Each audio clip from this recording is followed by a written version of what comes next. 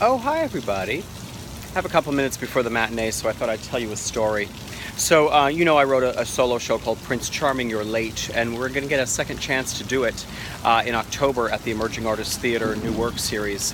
Back to them. They're so wonderful and supportive, and I'm going to get it off book this time and do it, so I'll more on that. But part of that, and just because I never read them, I'm reading the Brothers Grimm fairy tales, like this huge tome of like the closest translation, blah blah.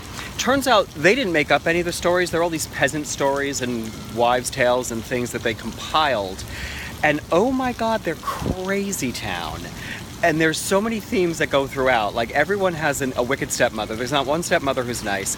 Somehow all the fathers of these wicked stepmothers are oblivious to the heinous acts these women are committing on these children, always. There's always the woods. There's always somebody being hidden in a bed. Like, they won't know it's you, the ugly one. Stay in the bed. The king won't know. Weird.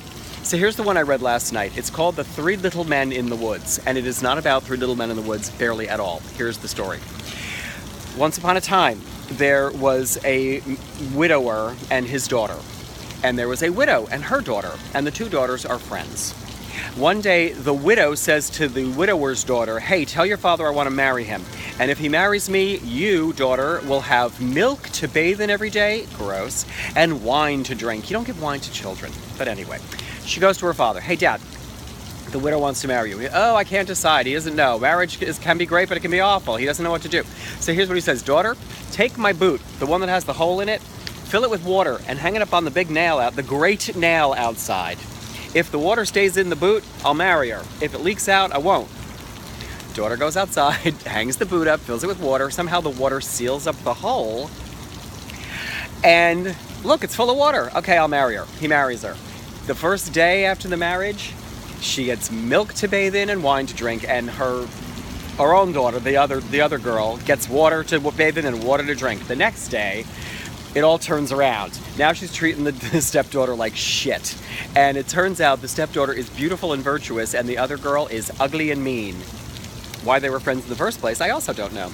So, middle of the winter, evil stepmother makes her a cloak out of paper, a paper cloak, and says, go out in the woods and find me some strawberries. Girl's like, first of all, I'll freeze in the paper cloak. It'll get torn on thistles and things. Second of all, there are no strawberries because it's winter. She's like, I'll kick your ass if you don't.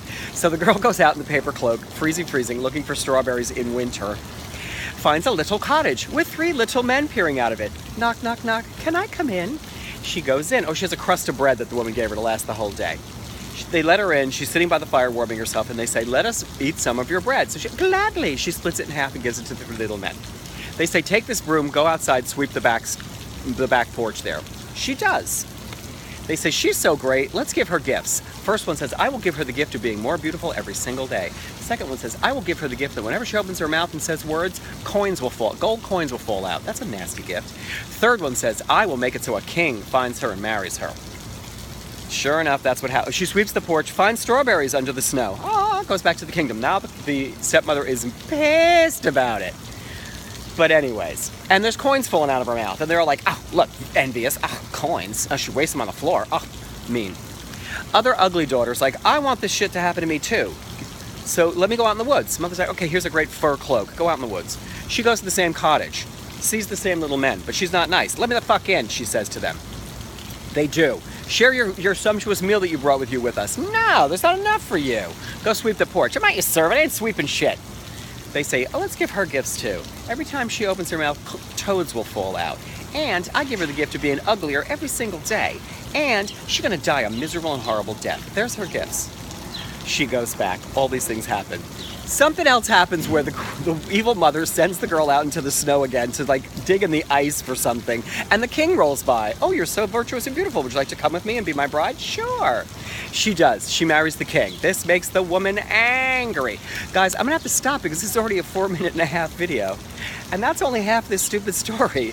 And that's the last you're going to hear about the little men in the woods, by the way. I'll have to tell you the rest later, but let's leave our story at the cliffhanger where she goes off with the king. But it's not over.